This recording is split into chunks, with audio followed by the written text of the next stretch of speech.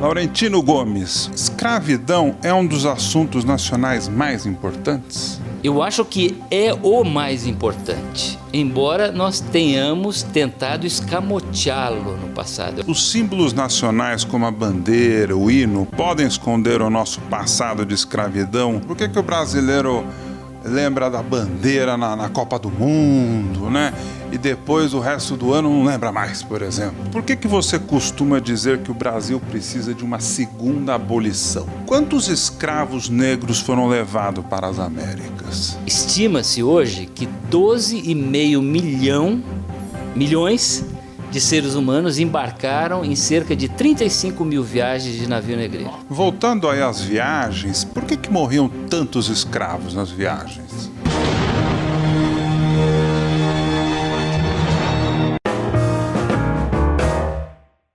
Antes de começar a minha entrevista com o Laurentino Gomes, eu tenho um recado muito importante. Inscreva-se no canal agora, ative o sino e traga os seus amigos. Quanto maior o número de inscritos, mais entrevistas eu vou conseguir fazer. Eu conto com a sua ajuda, hein? Laurentino, escravidão é um dos assuntos nacionais mais importantes?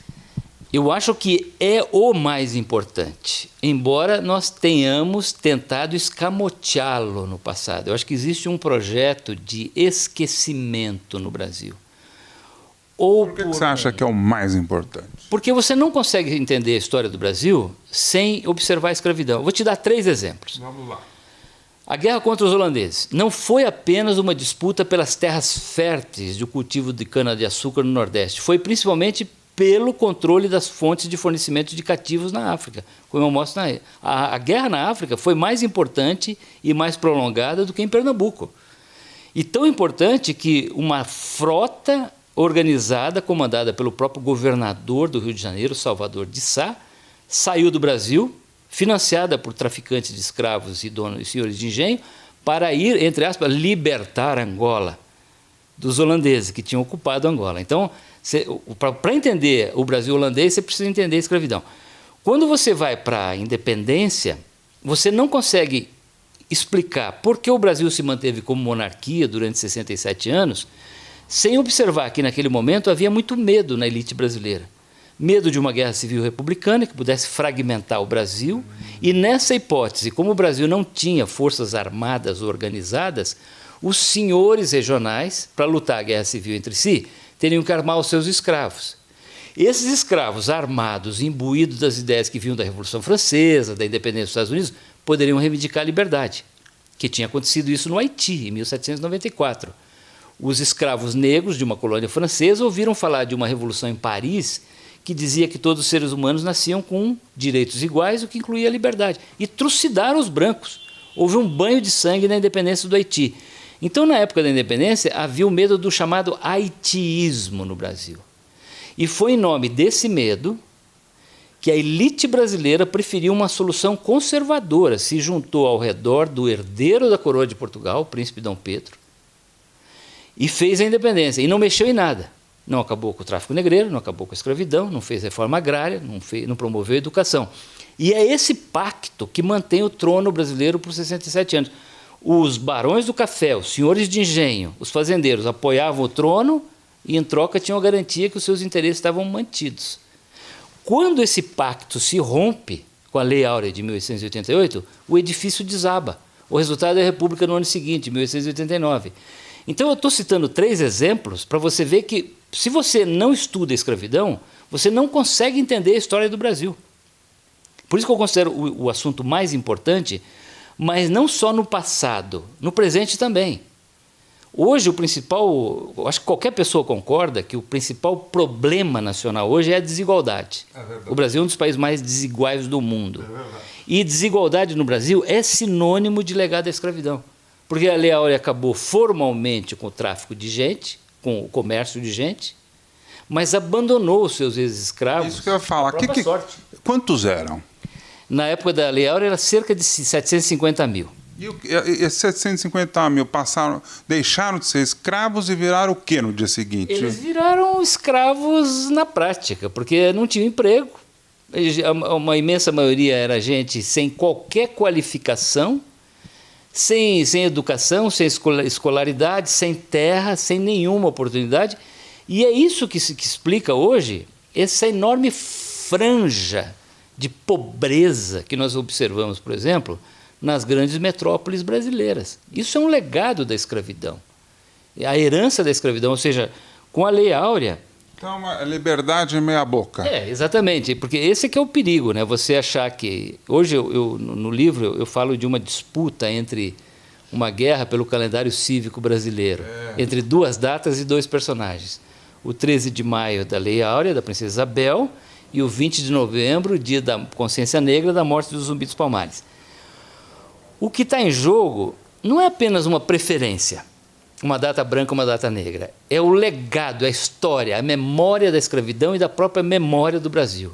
Porque, claro que a Lei Áurea foi importante, o movimento abolicionista foi importante, foi uma conquista no Brasil. Milhares de pessoas participaram da campanha abolicionista.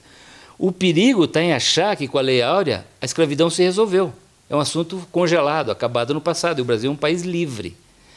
O 20 de novembro diz que não, que existe uma luta de sobrevivência, de enfrentamento, de sangue, de morte, de sacrifício que se perpetua no tempo. Esse é o símbolo do 20 de novembro e dos Zumbi dos Palmares. Então, é por isso que a gente tem que, não só... por isso que eu considero que existe um projeto de esquecimento no Brasil, né? Que é ou pela distorção no ensino de história, que fala dessa escravidão boa e da democracia racial, ou, por exemplo, do fato de que até hoje nós não temos no Brasil, o maior território escravista do hemisfério ocidental, um grande Museu Nacional da Escravidão e da Cultura Negra. Nós temos algumas iniciativas, como o Museu Afro-Brasil no Ibirapuera, que é muito interessante, merece uma visita. Mas nós não temos nada parecido com o que o presidente Barack Obama inaugurou em Washington, que é o Museu da História e da Cultura Afro-Americana, uma coisa linda, enorme, de grande visibilidade. Por quê? Museu não é apenas o local que você leva as crianças para passear no domingo, é local de estudo e de reflexão. E quando você estuda e reflexão um tema, isso resulta em voto nas urnas. Você toma decisões. Incomoda. Por exemplo, a favor ou não de políticas de combate ao racismo, de inclusão social, de cotas. Então, esse projeto de esquecimento, ele não é por acaso, ele é um projeto político também, de manutenção de um status de exploração, de opressão do outro, que está em vigor há séculos e que continua nesse começo do século XXI. Os símbolos nacionais, como a bandeira, o hino, podem esconder o nosso passado de escravidão e o nosso presente de desigualdade, ou isso é uma bobagem? Não, não é bobagem, não. Símbolos nacionais, bandeira, hino, brasão, eles expressam traços culturais muito profundos, de natureza psíquica, psicológica. Então é interessante, eu vou fazer um paralelo para você entender o que é isso. No final do século XVII, o padre Antônio Vieira pronunciou uma frase famosa. Ele dizia assim: o Brasil tem o seu corpo na América e a sua alma na África. O que ele estava dizendo? Que o Brasil do território, da geografia, do ouro, do diamante, das florestas, do céu azul, do sol que hoje alimenta o agronegócio, o solo fértil, o sol generoso dos trópicos, os nossos recursos naturais estavam na América.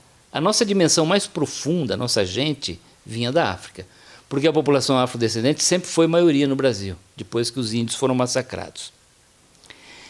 E aí, quando você olha os símbolos nacionais, o que eles valorizam? A nossa gente ou a nossa geografia, a nossa paisagem, os nossos recursos naturais?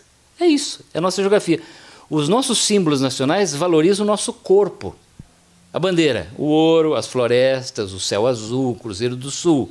O hino nacional, deitado eternamente em berço esplêndido. A nosso corpo.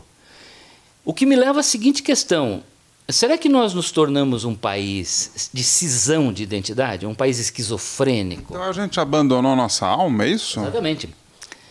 Talvez nós sejamos um país desalmado, né? Fazendo um jogo barato de palavras. Ou seja, um país que valoriza o seu corpo, e de fato você vê isso nos discursos políticos hoje. Qual é a grande riqueza do Brasil? O nióbio. Você viu isso na campanha eleitoral. O nióbio, o ferro, coisa assim. Coisas materiais. O pré-sal é a salvação do Brasil, o pré-sal é o que você ouve. Aí você fala, e esse país que abandonou a sua gente? Que não dá educação, que não dá saúde, não dá moradia, não dá saneamento, não dá segurança. O Brasil é um país abandonado. A gente brasileira, com exceção, claro, de uma elite herdeira de colonos europeus, a gente brasileira vive hoje em condições de penúria, abandonados pelo Estado brasileiro, que valoriza muito o seu PIB, os seus recursos naturais, as suas riquezas. Então, acho que existe essa cisão, é uma linguagem quase que psicanalítica, né? Uma cisão de personalidade entre corpo e alma. Eu acho que o grande desafio do Brasil hoje é justamente fazer essa reunião entre corpo e alma. O que significa isso? Dar oportunidade para que essa alma se expresse, em vez de ser desprezada ou nos indicadores sociais ou no racismo.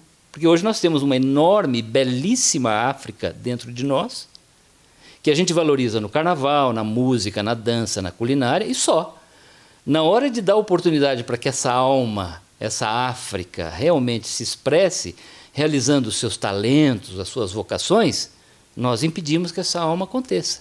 Ou a desprezamos de forma vil no racismo, desprezando verbalmente a cor da pele de uma outra pessoa.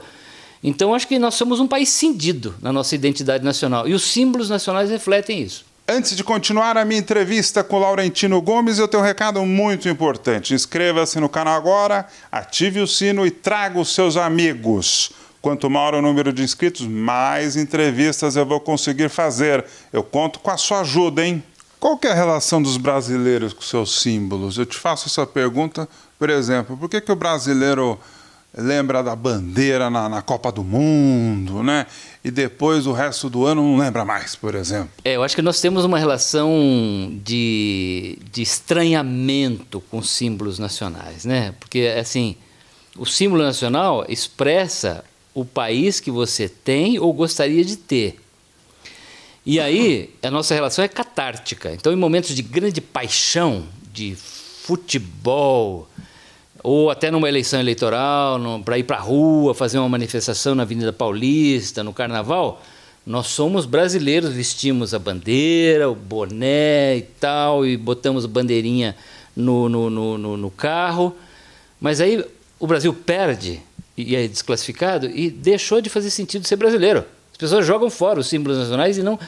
Porque a pergunta é o seguinte, com que Brasil eu me identifico? É o Brasil da seleção, que vence, é pentacampeã? Ou é o Brasil que não me dá saúde, que não me dá segurança, que não me dá educação, que não me dá emprego, que não me dá oportunidades? Esse é o outro Brasil. Eu vou me identificar com esse Brasil ou é com aquele que acabou de perder? E pronto. Então, essa é uma relação muito, de novo, uma relação esquizofrênica. A gente, em momentos de catarse, nós somos brasileiros, mas imediatamente entra um vazio, uma coisa inexplicável, que é com que Brasil eu me identifico? O Brasil da corrupção, que é um dos países mais corruptos do mundo? O Brasil violento, das 50 cidades mais violentas do mundo, 19 está no Brasil? O Brasil que não me dá nenhuma segurança, que é perigoso andar na rua à noite? Então você vê que a relação com os símbolos nacionais reflete isso. O país que me abandona fora de Copa do Mundo e fora do Carnaval, é isso, né? Laurentino, por que você costuma dizer que o Brasil precisa de uma segunda abolição?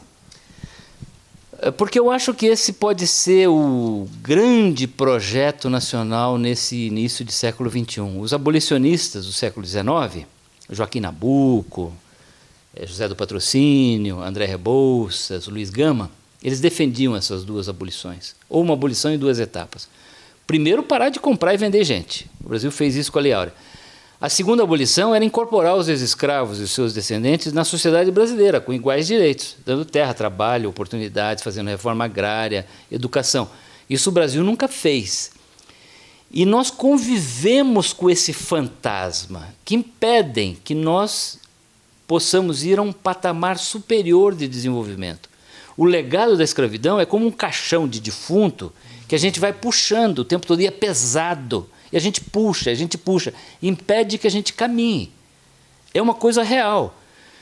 Então, se você considerar que, neste início do século XXI, a riqueza das nações não está mais apenas nos seus recursos naturais, mas no seu capital humano, É a gente que faz diferença, é a população, são as pessoas que vão na era da informação, vão inovar, vão ganhar prêmio Nobel, vão fazer pesquisa. Enquanto nós não dermos oportunidade para que a imensa maioria da nossa população expresse as suas vocações e seus talentos, nós nunca vamos ser um país decente, um país digno dos nossos sonhos.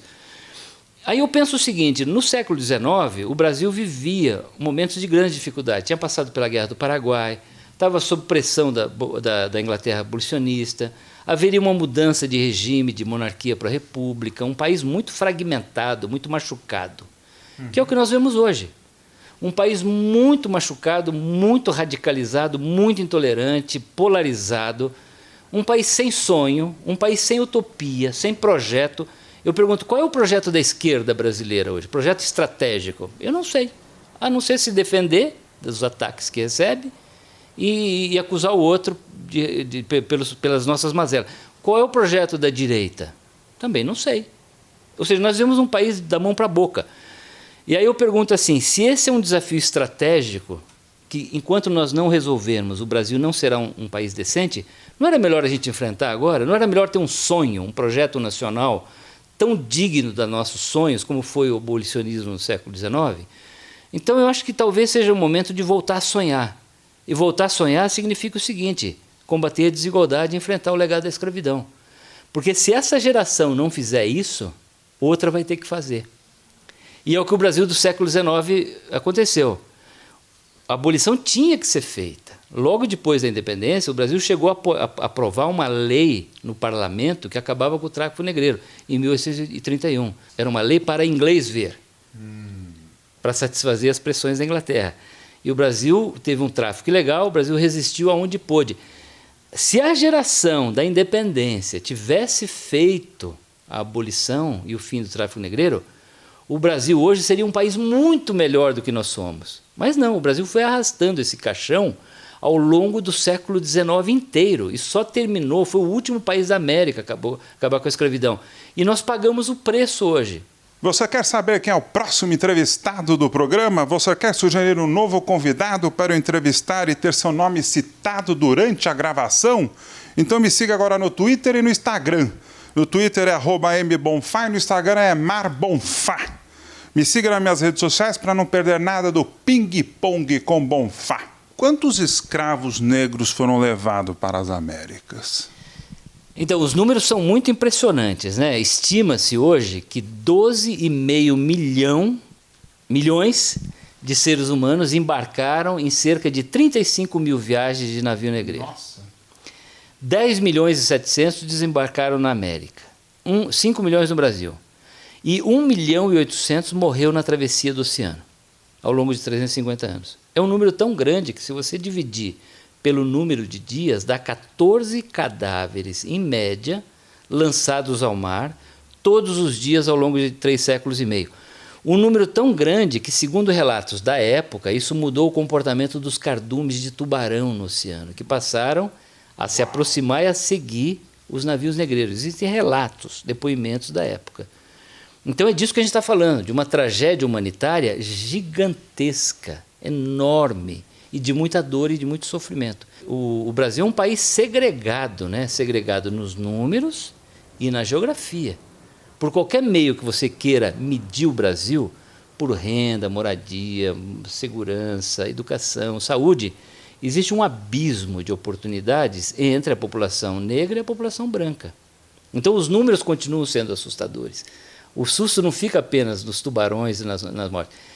E um Brasil segregado na geografia. Você vai no Rio de Janeiro e observa a metrópole. Quem que mora naqueles bairros, nos morros, nas favelas, nas comunidades pobres, abandonadas pelo Estado, dominadas pelo crime organizado, em que um garoto de 14 anos, até para ganhar um status social na sua comunidade, pega num fuzil e vai lutar a guerra do tráfico. Voltando aí às viagens, por que morriam tantos escravos nas viagens? Bem, primeiro é importante lembrar que o traficante de escravo, o dono de escravo, o dono do navio negreiro, ele não queria que o escravo morresse. Então por isso que é errado, por exemplo, falar em genocídio, né? Genocídio, como houve no Holocausto judeu no nazismo é uma intenção deliberada de eliminar um determinado grupo social. Sim. Nos escravos, não. O escravo era um ativo. Então, quanto maior fosse o número de sobreviventes, maior era o lucro do traficante. Mas morria-se de tudo. Então, você imagina 300, 400 pessoas embarcando num navio negreiro, em que a água apodrecia muito rapidamente, os alimentos se estragavam, sob o sol inclemente do Equador, e às vezes tinha as chamadas calmarias, o navio ficava parado ali durante uma semana, porque eram navios à vela, não conseguiam viajar. Então tinha muitas doenças gastrointestinais, surtos de diarreia, que às vezes matavam a tripulação inteira. Morria-se também de rebelião, às vezes os escravos tentavam se rebeliar e os navios eram fortalezas flutuantes com barreiras, guardas armados para impedir a rebelião, mas morria-se também de banzo, que era um surto de depressão que acometia os escravizados quando a África ainda estava à vista do navio e eles tentavam se suicidar. Uau. Havia a crença de que na morte o escravo voltaria ao território dos seus ancestrais, a alma, o espírito. Então, eles tentavam se suicidar. E por isso os navios eram equipados de redes ao redor do convés para prevenir suicídio. Que loucura. Agora, tem casos dramáticos. Por exemplo, um dos casos que mais incendiaram o movimento abolicionista na Inglaterra no século XVIII foi o caso do navio Zong, que partiu da África com cerca de 300 escravos a bordo. O capitão calculou mal a quantidade de água e de alimentos, pegou uma calmaria rumo ao Caribe e uma hora ele viu que os escravos iam morrer e que ele ia ter um enorme prejuízo. Só que o navio era segurado pelo Lloyd's de Londres, que segurava as mortes a bordo. Então o que ele fez? Amarrou todos os escravos com correntes e lançou ao mar, vivos. Matou todos eles. E depois reclamou a indenização em Londres. Só que a seguradora recorreu à justiça, aí os detalhes desse caso vieram à tona durante as discussões no tribunal, e isso foi um dos principais argumentos do movimento abolicionista contra o tráfico de escravos. Você está gostando da minha conversa com o escritor Laurentino Gomes? Não acabou! Laurentino Gomes, logo na abertura do livro você afirma que o baiano Francisco Félix de Souza é um dos personagens mais extraordinários da história do Brasil. Por quê? Porque ele tem uma história épica, né? Queria saber um pouquinho dos bastidores dessa obra aqui que está na minha mão. Então eu li cerca de 200 obras sobre esse assunto, ao longo de 6 anos. Você chegou a consultar fontes de testemunhos de escravos para fazer o livro? Você recebeu críticas por ser um homem branco falando da escravidão? Você já tem feedback dos leitores? Já teve gente que chorou lendo seu livro?